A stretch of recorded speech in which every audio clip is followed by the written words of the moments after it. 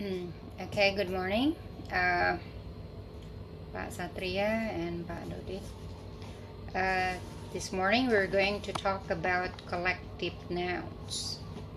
What are collective nouns? Collective nouns is a noun that stands to determine what kind of verb you're going to use in a sentence. Okay, let's take a look into the first rule of the collective noun. The first rule of the collective noun here is what you have before the object of preposition. So that means when you have the subject that comes before object of preposition or preposition with the noun, that's going to be your determination of the verb.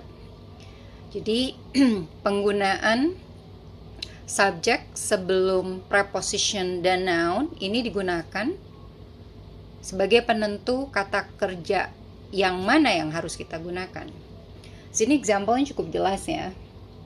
Yang pertama, kalau subjeknya singular, saya contohkan di sini the motive of the case. Kita bisa lihat di sini the motive here itu singular, nggak ada s-nya kan? Of the case. Ini yang kita sebut dengan object of preposition. Kata kerja yang saya gunakan adalah is imminent. Verb ini singular karena saya gunakan linking verb is. Maka penggunaan is imminent ditentukan karena kita menggunakan subject the motive singular. Oke, saya lanjut ke plural. The plural it's just the same with the singular. Subjeknya sebagai penentu dari verbnya. Saya gunakan contoh the convictions to the court. Convictions-nya di sini menggunakan s, berarti subjeknya itu plural. Maka kata kerja yang saya gunakan adalah are being typed.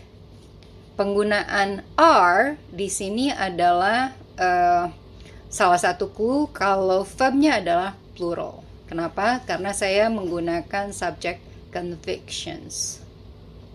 Oke. Bapak-bapak boleh bertanya setelah ini ya. Saya lanjut ke yang nomor 2. Mohon maaf, ini kameranya sedang rusak Pak. Jadi saya menggunakan kamera yang seadanya. Oke. The second rule here berbeda dengan yang pertama. Yang kedua, justru penentunya adalah noun yang dituliskan setelah preposition. Contohnya di sini Bapak bisa lihat. Apa saja yang boleh menggunakan rule ini? Kita lihat di situ ada all, some, half, and part. Nah, all of, some of, half of, part of. Maka penentu kata kerja yang kita gunakan adalah noun setelah of atau noun setelah preposition. Saya contohkan di sini. Untuk penggunaan singular, some itu akan mengikuti format dari kata benda yang ditempatkan setelah of. Some of the case.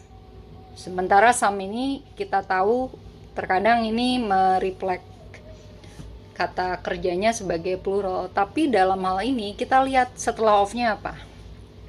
Some of the case, of the case.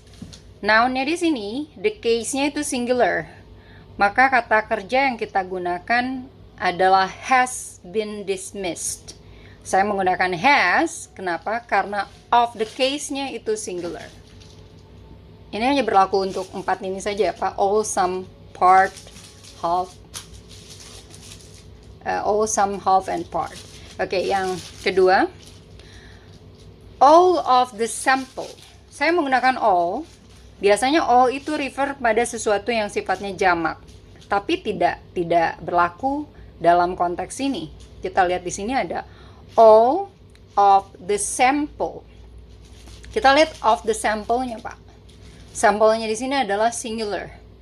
Maka saya menggunakan kata kerja is rare.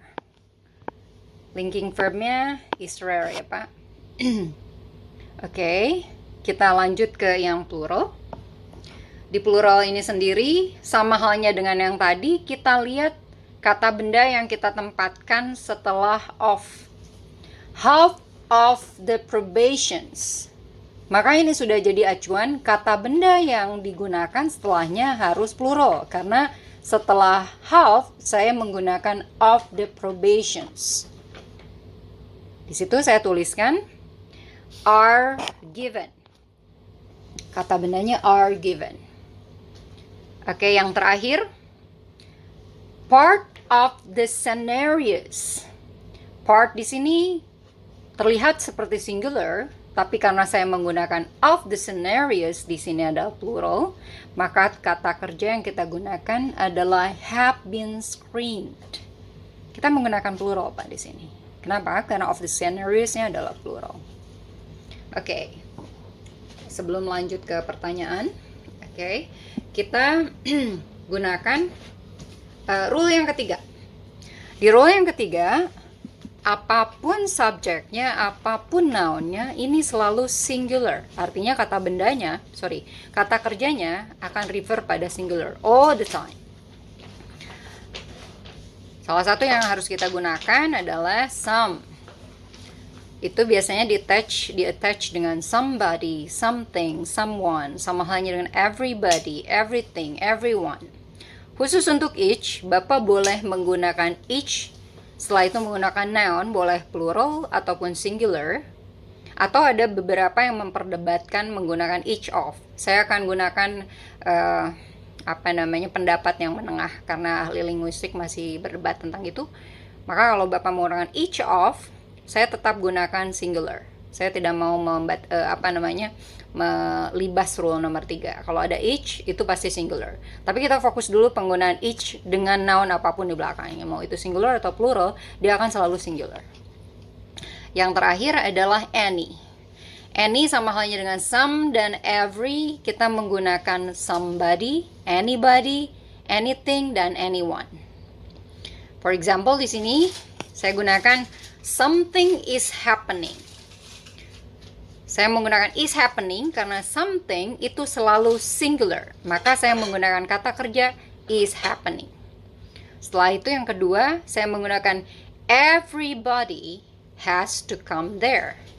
Saya menggunakan has to come karena subjeknya adalah everybody, di mana everybody selalu singular subject. Setelah itu kita gunakan each participants. Saya tambahkan sedikit komplikasi di situ. Bapak lihat di situ ada each, belakangnya participants. Tolong jangan fokus ke situ. Fokusnya ke each-nya. Each-nya ini yang membatalkan participants menjadi plural. Dia selalu menjadi singular kalau didahului oleh each.